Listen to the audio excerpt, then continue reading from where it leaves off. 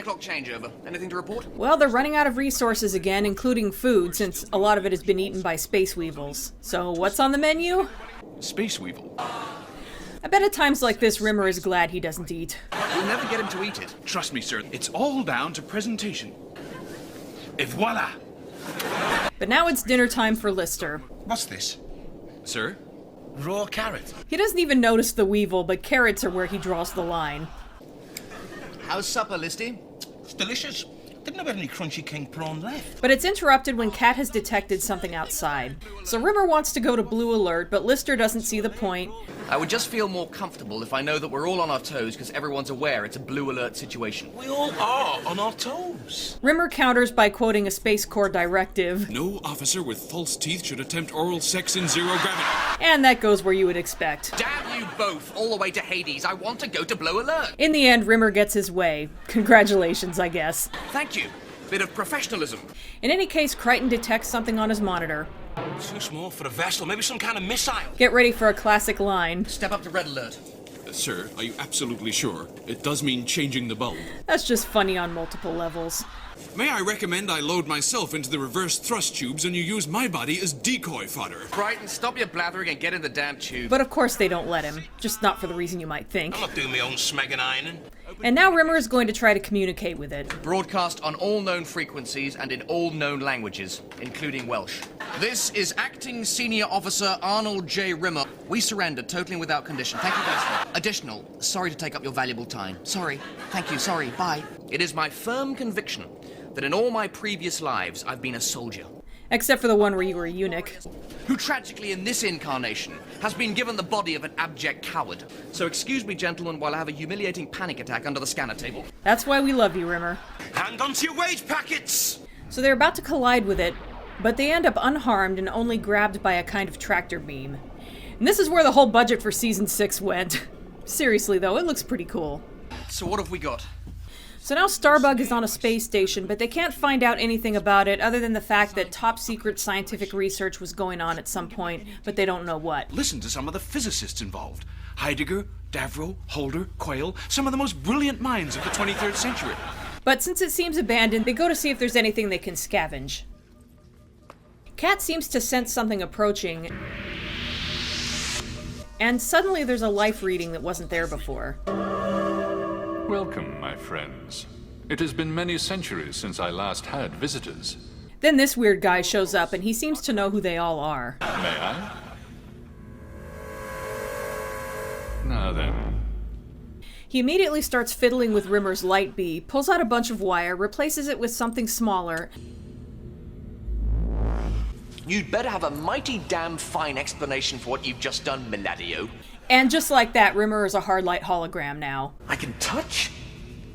Puncture repair kit on standby, sir. There's another reference to Rimmer's blow-up doll. But I love how this just happened so quickly and out of nowhere, and yet it's such a game changer. It was a huge pain having Rimmer unable to touch anything. It was one of those things that the creators had to constantly plan around. And it was easy to mess up, and they occasionally just kind of broke the rule for the sake of the plot or a gag. And now they don't have to worry about it anymore. Also, Rimmer's signature color is now blue, and it's going to stay that way for the rest of the series. It's also kind of funny to think that Rimmer almost predicted this. Aliens, Lister, who can give me a real body. In Season 1, he was obsessed with the idea that someday, technologically advanced aliens would give him a new body. And that's sort of what just happened. This guy isn't an alien, but he is technologically advanced, odd-looking, and they found him in space, so he does give off that vibe. You, my friend, are Lister. How come you know who we all are? Anyway, he senses that Lister needs an operation, and Lister has his appendix taken out a second time. As I thought, you are on the verge of peritonitis. Cheers, man. Come, let us dine. What is your name? Call me Legion.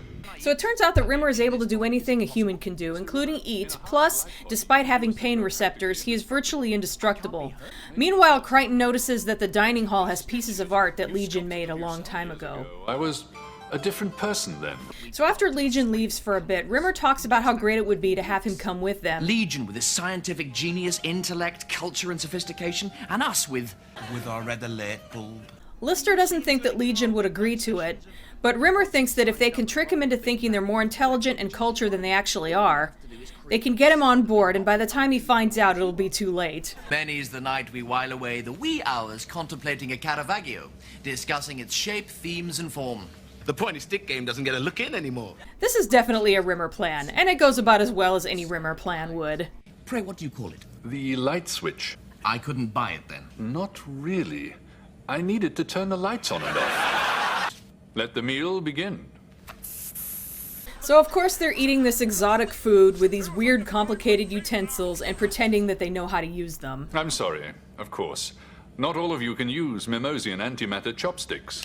Crichton actually does know how to use them in theory, but even he is having trouble with it. The trick is, of course, to never, ever allow live sticks to touch. But of course, we all know that. And now that Rimmer is basically solid, of course he's going to end up covered in food. So since dinner isn't going so well, Rimmer tries to put his cards on the table and invite Legion to join them. In all our travels, we've met precisely 31 individuals, and we've never felt moved to invite a single one to join our crew. True, most of them wanted in some way to suck out our brains. We feel that you, like us, have the courage and the dignity it takes to make it as a dwarfer. Followed by him being pelted with nearly all of the food on the table.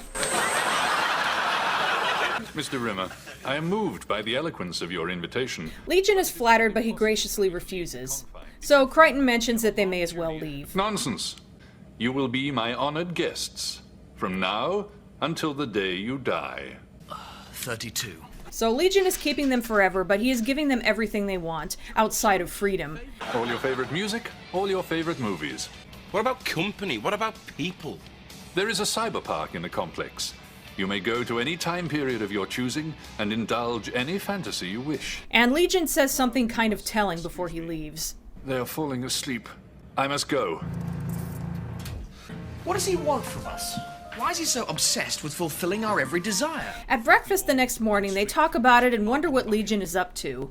When I finally get round to writing my good psycho guide, this place is going to get raves. Food, first class, resident nutter, courteous and considerate. Psycho rating's got to be 4.5 chainsaws. Crichton reminds everyone that no matter how great it is to live there, they need to find a way out so they don't lose ground on Red Dwarf. And why is he so keen on keeping us happy? Is it possible that our well-being is in some way linked to his own? I think I've got a way of getting out of here. Has anyone ever seen Revenge of the Surfboarding Killer Bikini Vampire Girls? So Lister has a plan inspired by a movie he likes. You truly believed I would be deceived by that schlock plan for... But it doesn't work out because Legion knows everything about Lister, including his taste in movies. Lister doesn't manage to hurt him, but he succeeds in knocking his mask off, revealing his face, which is an amalgam of that of all 4 Red Dwarf members. I just want you to be happy. After he knocks out Lister, you'll notice that the Lister part of his face is now missing. Now look what you made me do. So it turns out that Legion is made up of a combination of them. My name is Legion, for we are many. The whole becomes far greater than the sum of its parts. And now he won't let them leave because if they do, he'll cease to exist. Without you, my friends, I am quite literally nothing. However, he is capable of hurting them. I'm capable of quite insanely irrational behavior. And he demonstrates. The next hint of insurrection, and the scalpel ends up here. The artwork came from an earlier incarnation of Legion. I was host to the 5 most brilliant minds of their generation. They were experimenting in collective intelligence. I was the product of that research. But they eventually died of old age and he ceased to exist. Just a mindless essence swirling around the remnants of my achievements, waiting to exist again. So Crichton has a theory that if he knocks out the rest of the crew, Legion will get weak enough that Crichton can handle him. Permission to lay you out, sir. Do what you gotta, but don't mess up my hair. Thank you. So now Legion is just half Rimmer and half Crichton. Except that it turns out that Rimmer is surprisingly hard to knock out. And this scene is amazing. I think you're right, sir. Sorry, I just thought if I took you unawares. But it turns out that Rimmer can extract his own light bee and turn it off. So now Legion is just Crichton. Since the only ingredients in your psyche are mine, you are in fact compelled to assist our safe passage to Starbug. Crichton can be so awesome when it comes down to it. Logic wins out in the end. In many ways, I am relieved to have shared their psyches, their neuroses, their strange drives. Returning to a limbo state of non-existence seems like promotion. Later, Crichton has gotten some kind of machine from Legion that is supposed to help them locate Red Dwarf. We'll be able to catch up with Red Dwarf in a matter of nanoseconds. Everyone is genre savvy about it except for Crichton. Sirs, haven't we learned over the past 2 days that if we all pull together, we can become greater than the sum of our parts? It looks like it's actually about to work. Until it launches itself into the air and blows a hole in Starbug. It does work! And so ends Legion. This is another one of those episodes I love. I pretty much love all of Season 6, to be honest. And I guess this is one of those episodes I have in mind when I compare Red Dwarf to Star Trek.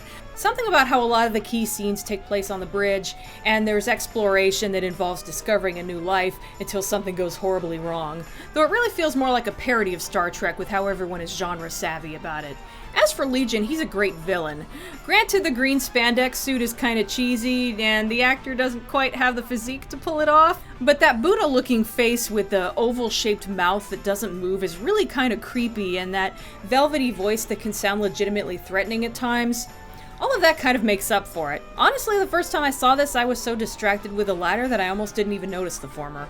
And when the mask is removed, revealing the composite face underneath, yeah, it's not a totally convincing effect, but it still looks pretty cool. It's got Rimmer's forehead, Kat's mouth, and the eye and cheek on either side is Crichton and Lister. He's also kind of a neat little metaphor about how the Red Dwarf crew is more than the sum of its parts. That's almost a My Little Pony-like lesson. But this is Red Dwarf, so of course things don't work out in the end. I guess that's about all I have to say about this one. Next up is Ooh, Gunmen of the Apocalypse. See you then.